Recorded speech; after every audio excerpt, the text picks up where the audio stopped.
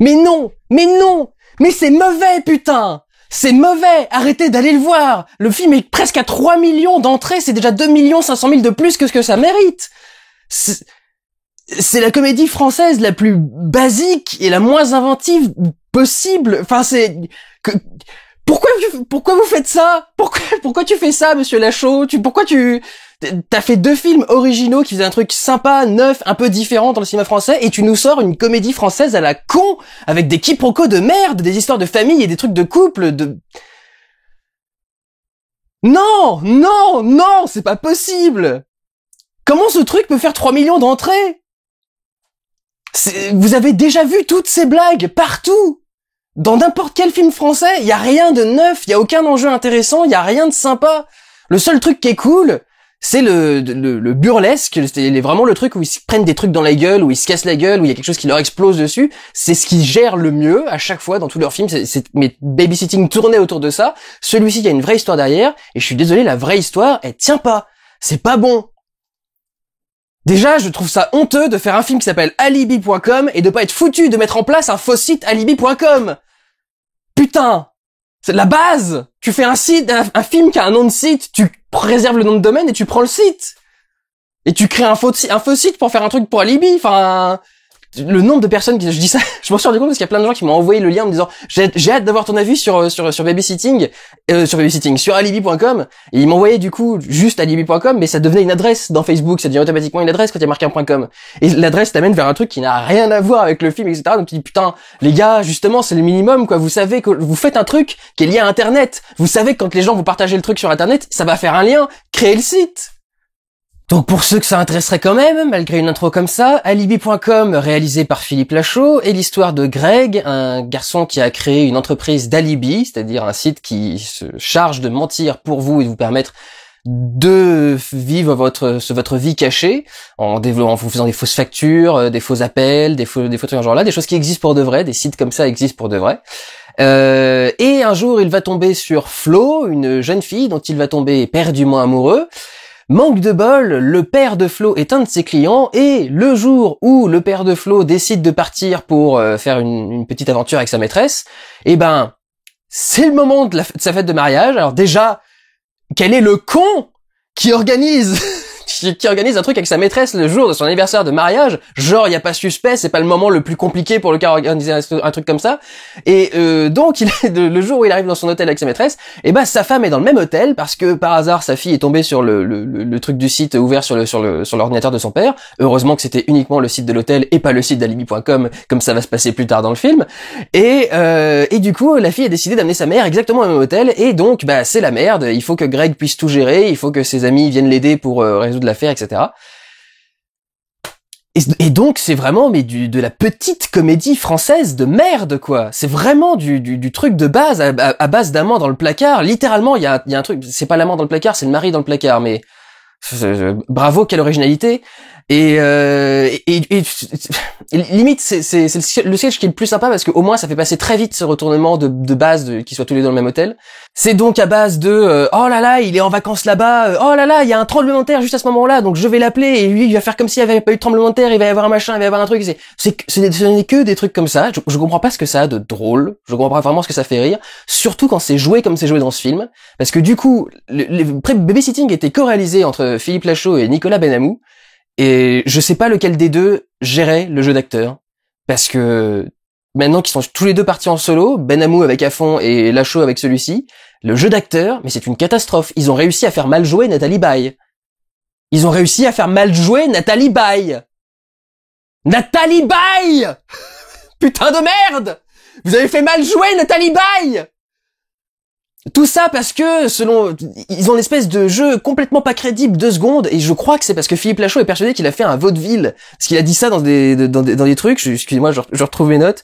Il a dit c'est un vaudeville avec un humour moderne. Je suis désolé mec, c'est pas un vaudeville, t'as fait une comédie de boulevard, la plus vulgaire possible, avec du burlesque à l'intérieur, et pour donner une sensation de modernité, il y a des petites touches de trucs récents, genre on va parler d'artistes récents, on va faire des références à des trucs récents, il y a une référence à Assassin's Creed en plein milieu du film, et tu te dis, alors oui d'accord, pour la population jeune qui connaît Assassin's Creed, encore faut-il qu'ils la connaissent et qu'ils l'aiment, mais d'accord, eux pour comprendre le sketch, En dehors de ça, en dehors d'une allusion Assassin's Creed, ce n'est pas drôle en soi dans le film ce que ça montre. Justement, c'est trop fait exprès, c'est trop délirant, c'est trop n'importe quoi, et les gens peuvent pas comprendre véritablement le truc de ce sketch. Mais en plus, effectivement, la référence à Assassin's Creed, faut la sentir, quoi, faut la voir venir. C'est d'accord, il y a eu des bandes annonces il y a pas longtemps, mais enfin, quand même. Des trucs dans ce genre-là, et des trucs qui n'ont presque rien à voir avec le reste du film. Enfin, il y a des tonnes d'allusions aux années 80, il y a des allusions à Bloodsport, il y a des allusions à Star Wars, il y a des allusions à machin, enfin, c'est des trucs un peu absurdes, qui sont pas modernes, mais qui sont dans l'esprit des gens, des jeunes d'aujourd'hui et des jeunes générations d'aujourd'hui. Je veux dire, la plupart des trentenaires comme moi qui ont connu la fin des années 80 et les années 90, qui du coup pensent à ça régulièrement et les ramènent régulièrement au goût du jour. Et en plus, en ce moment, le cinéma le ramène au goût du jour puisque Star Wars est revenu en salle, etc., etc. Donc, il y a ce genre de petites allusions, les petits trucs à Retour vers le futur, etc. Mais ça n'a rien à faire dans le film et c'est toujours déplacé, c'est toujours malvenu, ça n'a jamais rien à faire à l'intérieur. Et pour vraiment essayer d'avoir un truc moderne, ils essayent de faire des trucs genre il y a une nana, alors je sais plus comment s'appelle cette nana, mais elle était dans leur groupe, la bande à Fifi avant. Il y avait une nana dans le groupe et donc là elle joue une espèce de Nabila et c'est clairement une Nabila parce que c'est des espèces de c'est des blagues sur des mots qu'elle a mal orthographiés, genre intubé au lieu de entubé ou des trucs dans ce genre-là. Et qui est persuadée de pouvoir être une chanteuse et de faire des bonnes musiques et des bons machins, et en fait bah non, elle fait des trucs mauvais. Sauf que le problème c'est que ils font un truc par rapport à internet, c'est-à-dire qu'elle a fait un clip de merde, elle l'a foutu sur internet et elle fait j'ai toujours pas de vues. Enfin les gars, si vous connaissez internet, vous savez que même les trucs les plus pourris d'internet font des vues. Enfin si la meuf est en plus un petit peu bonne, même si elle est pas douée, même si elle est juste un petit peu bonne, ça fera des vues. Donc rien que le truc comme ça à la base est complètement absurde, et c'est juste une évolution du vieux sketch de la nana qui se croit chanteuse et qui en fait c'est pas chanter quoi, de la nana qui est l'espèce de petite ingénue qui se fait entretenir par un mec qui a des thunes et qui est persuadée qu'elle pourra devenir chanteuse machin alors qu'en fait elle chante super mal. Enfin vraiment c'est un truc basique quoi, la petite nana qui essaye de profiter d'un mec pour atteindre pour exercer un talent qu'elle n'a pas. C'est aussi loin que Citizen Kane. Ici, parce que Kane justement entretient une nana qui pense chantonner. D'ailleurs, c'est même pas elle qui est persuadée de pouvoir bien chanter, c'est lui qui veut absolument qu'elle chante bien. Mais elle pense pouvoir un peu chantonner, et lui, il arrive avec ses millions, il lui paye des cours de chant et des trucs monstrueux. Et elle a absolument pas le niveau, et c'est justement pour ça qu'elle finit par le quitter. Enfin bref, pour vous dire que c'est ancien, quoi, que c'est pas récent. Et putain, avec tout ce qu'il a fait avant dans Babysitting 1 et 2, il a pas eu plus d'idées originales que ça. Parce que le truc d'alibi.com, ça aurait pu être original, justement, d'aller chercher des vrais alibis, le truc qu'ils ont fait au tout début, là, les séquences avec les vedettes et les machins, ils auraient fait tout un film là-dessus, ça aurait été beaucoup plus intéressant qu'une putain d'histoire de famille à la con. Parce que c'est exactement comme dans un fond, c'était exactement le problème qui ressortait. Il y avait une idée originale, le truc d'action au milieu avec la bagnole et le régulateur de vitesse, et autour de tout ça, ils te foutent, oh là là, je couche avec le voisin du dessus. Mais on s'en branle! Putain, ça fait 40 ans qu'on fait la même comédie, vous voulez pas changer un peu? Ah! Et alors vraiment, c'est Charlie, qu'est-ce que tu fais là?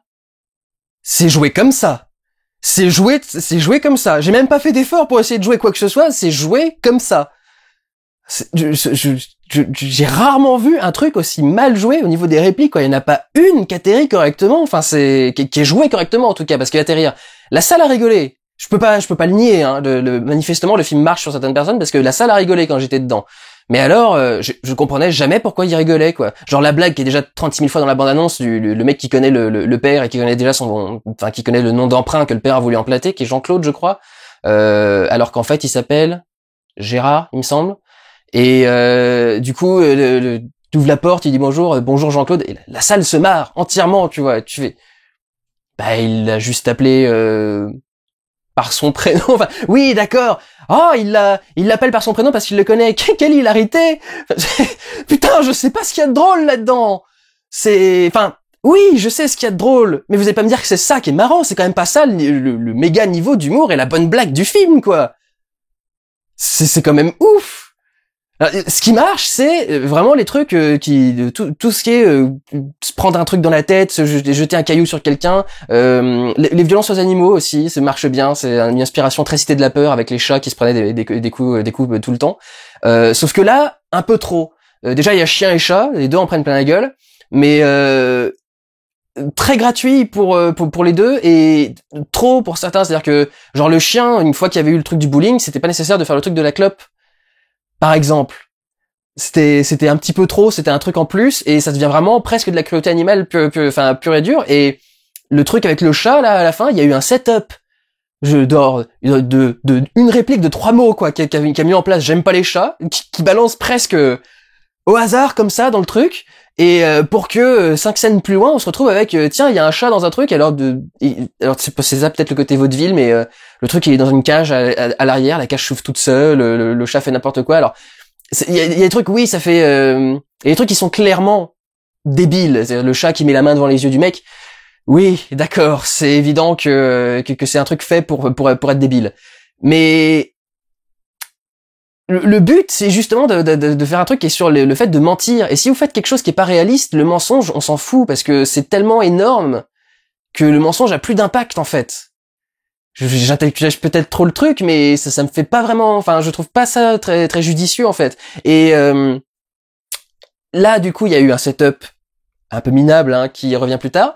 Mais alors il y a un autre truc, c'est il y a Mehdi, donc qui est un de ses collègues au boulot. On découvre qu'il est narcoleptique exactement à la scène où il va souffrir de narcolepsie. C'est-à-dire c'est le mec t'annonce qu'il est narcoleptique et genre 2 répliques plus loin, il est en train de dormir au volant. Et il fait dans l'intro. Ça aurait pas pu être dit dans l'intro. Sérieux, quand on a parlé des personnages, il n'y avait pas un moment où on pouvait mettre le personnage qui est endormi dans un coin. Et alors après, ça revient dans le film, mais pour des trucs qui n'ont encore une fois rien à voir. De temps en temps, il s'endort dans une scène normale et du coup il y a un petit truc. Mais alors, à un moment, il s'endort parce qu'il doit surveiller quelqu'un et il y a toute une scène qui s'ensuit qui est déjà un peu borderline. Je trouve pas ça particulièrement drôle, ce qui se passe. Et si on n'avait pas inventé que le personnage est narcoleptique pour ces scènes-là, ces scènes n'auraient aucune raison d'exister. C'est pas un truc qui le gêne dans son travail normal. C'est spécifiquement dans cette scène-là. Et ça ne sert à rien. C'est-à-dire que ça mène à rien au final. C'est un truc qu'on met en place sur des personnages secondaires qui est complètement secondaire. Je sais même pas ce qu'ils foutent là en fait, ces 2 potes. Augustin et Mehdi, je sais pas ce qu'ils foutent dans le film. C'est Julien et Tariq, je crois. Je sais pas ce qu'ils foutent dans le film parce que les personnages n'ont aucune utilité si ce n'est assister le personnage principal de temps en temps. Et c'est vraiment tout. Et tu te dis, enfin vu le style du scénario, vu le côté un peu vaudeville, vous pourriez même vous passer complètement d'avoir ces 2 assistants. Vous pourriez faire un truc où le mec s'en sort tout seul, se déplace, tu sais même pas comment il arrive à un endroit, etc. Enfin et je pense que c'est parce qu'à la base le film devait être plus long et qu'ils ont dû couper des trucs. Les personnages avaient peut-être un rôle plus important au début, mais là vraiment ils ont aucune utilité dans l'histoire et je comprends pas exactement ce qu'ils foutent dedans quoi. Ce qui est con parce que c'est le seul qui a un sketch qui me fait vraiment marrer, c'est quand Mehdi essaye de casser la fenêtre, enfin pas la fenêtre mais la vitre. C'est le moment où je me suis vraiment bien marré dans le film, je dois l'avouer. Il y a un autre moment qui m'a fait marrer, c'était la scène de danse entre Didier Bourdon et Nathalie Baye, qui était parce que c'est vraiment un sketch presque pour le coup, c'est les vieux qui se prennent pour des jeunes, mais c'est assez bien joué et Didier Bourdon a l'habitude de jouer ces trucs-là, c'est un mec des Inconnus, donc forcément il a l'habitude de se faire passer pour autre chose et essayer d'imiter un autre style et faire un truc. Donc quand il se met à imiter le rappeur, ça marche bien. Et puis il y en a une autre qui m'avait fait marrer à un moment. Et ben apparemment non parce que j'arrive pas à le trouver. Mais donc oui, pour continuer sur les trucs, c'est tellement forcé le sketch, le caméo de la Fouine, pareil, tellement forcé et qui débarque pour que dalle et qui sert à rien dans le film, enfin qui est vraiment pas utile. C'est de la petite comédie très mal jouée. Je suis navré, ça me ressort. C'est tellement mal joué. Vous savez, c'est les films où les gens vous montrent qu'ils mentent. Vous savez, c'est les moments où les gens qui sont. Mais qu'est-ce que tu fais là? Oh bah j'étais de passage en fait et j'ai débarqué ici. Mais quel heureux hasard était là. C'est pas drôle. C'est pas rigolo de voir les gens être des cons ou se faire passer pour des cons ou être plus cons qu'ils le sont. Enfin je comprends pas pourquoi ça fait rire les gens de voir des cons au cinéma quoi. Vous en voyez pas assez dans la vie de tous les jours, putain. Ah. Il y a des trucs que je trouve complètement incompréhensibles des fois, c'est au niveau de la réalisation pure et dure technique, il y a aussi beaucoup de choses qui sont ratées esthétiquement, mais c'est dégueulasse, ça ressemble vraiment à un téléfilm quoi. Il y a une scène à un moment dans une cave en principe c'est quand même plutôt sombre, on évite que les bouteilles soient trop à la lumière. Ils arrivent dans une cave, il y a genre une espèce de lumière de néon qui doit débarquer du dessus, un espèce de truc Et c'est ça l'esthétique téléfilm, c'est vous voyez tout le temps, partout. Il y a pas un passage qui est dans l'ombre, presque. C'est comme ça que vous reconnaissez l'esthétique téléfilm. C'est un truc très français. Je sais pas pourquoi ils sont persuadés qu'il faut absolument tout éclairer tout le temps, partout. Et du coup, c'est toujours assez dégueulasse et ça ressemble à rien. Et des trucs sur les choix de décors, même simplement, il y a des trucs qui sont aberrants. Ils sont dans un putain d'appartement, un espèce de truc qui fait 70, 90 mètres carrés. C'est peut-être pas énorme pour si vous êtes en province, mais à Paris c'est énorme. Et le truc avec une cuisine qui est séparée du reste, non pas par un simple mur ou par un simple comptoir, mais par des vitres d'anciennes usines, vous savez, l'espèce de grands murs vitres avec des vitres qui sont assez minces, mais très grandes, et ils en mettent plusieurs pour faire tout le côté du mur. Donc t'as un espèce de putain de truc comme ça. Enfin, l'appartement est sublime. Et les gars, ils cherchent un appart. Déjà, rien que dans leur salle de bain, ils pourraient tenir à 10, ce qui est la taille de mon appartement à peu près.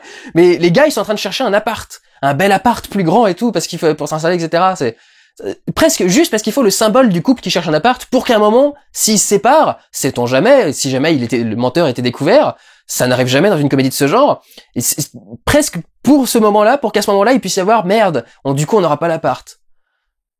Alors qu'on aurait pu avoir un truc. Enfin, c'est comment vous réfléchissez pas à des trucs comme ça, quoi? C'est pas logique comme truc, ça ressemble à rien. Il y a même un plan. Je sais pas comment ils se sont débrouillés. Il y a un travelling arrière du personnage de Greg qui est assis sur un bureau, et il y a des papiers, je suppose les papiers d'alibi.com, qui sont en train de s'accumuler petit à petit à mesure que la caméra recule. Sauf que, au lieu de tourner ça d'une façon correcte, c'est-à-dire de faire plusieurs passes, en fait, on fait le même mouvement de recul de la caméra, avec un truc préprogrammé pour que ce soit exactement le même mouvement, et on rajoute des feuilles au fur et à mesure. Ils ont rajouté l'espèce de trucage 2D, mais le plus ignoble que j'ai vu dans un film depuis très longtemps. J'avais jamais vu ça, faire des fausses piles de papier en 2D, et rajouter du coup en post-prod. C'était dégueulasse, c'était ignoble. Enfin vraiment, j'ai rarement vu un trucage aussi raté dans un film pour un truc quand même simple, quoi. Je veux dire, même si tu le faisais pas de la façon la plus précise et la plus réussie possible et la plus aux petits oignons au maximum du perfectionnisme qu'on peut espérer pour un plan comme ça, tu peux au moins faire juste 2 passes et un fondu entre, même si le fondu est visible, enfin, on s'en fout, quoi, c'était pas grave, c'était, je préfère que ce soit plus crédible plutôt que ce soit un truc complètement raté comme ça, quoi. Donc voilà, c'est de la petite comédie de boulevard bien française, bien traditionnelle, avec quelques petites touches d'originalité, avec quelques références de musique, de choses dans ce genre-là, pour essayer de donner un petit côté moderne, mais vraiment rien de plus. Et quelques passages burlesques qui sont vraiment des gens qui se prennent des trucs dans la gueule, qui sont les passages qui sont rigolos, comme c'était déjà le cas par exemple dans des Babysitting 1 et 2. Mais pour le reste, je suis désolé, mais je comprends pas ce que ce truc fait à 3 millions d'entrées, surtout aussi rapidement, quoi. J'ai l'impression que plus c'est mauvais, plus ça marche, presque. Enfin, c'est quand même ouf. Et je suis en train sérieusement de me mettre à remettre en cause la réalisation de Babysitting 1 et 2. Il y a un truc, ça se voit qu'il y a un truc qui a changé, il y a un truc qui est pas bon, et ils ont perdu une bonne partie de leur originalité, de leur créativité, et des trucs qui étaient intéressants. Donc, y compris au niveau du scénario. Donc là, c'est plus complexe, ça sera pas que le réalisateur, faudrait que je vois, mais je commence à me demander même à quel point Babysitting venait d'eux, ou pas. Parce que maintenant que je les vois chacun dans un film solo, je suis désolé, mais le résultat, il est pas au niveau du tout. Ni en direction d'acteur, ni en humour, ni en scénario, ni en réalisation. Après 2 gros films, c'est quand même bizarre. Généralement, c'est le premier qui est mauvais, c'est pas le troisième. Mais ils ont vraiment, enfin, la fin de la collaboration, là, ça a marqué un truc bizarre, et c'est bizarre que la fin de la collaboration se sente à ce point, quand même. Donc voilà, je ne vous conseille absolument pas d'aller voir alibi.com. Vraiment pas. Prenez soin de vous, allez voir des films. Ciao.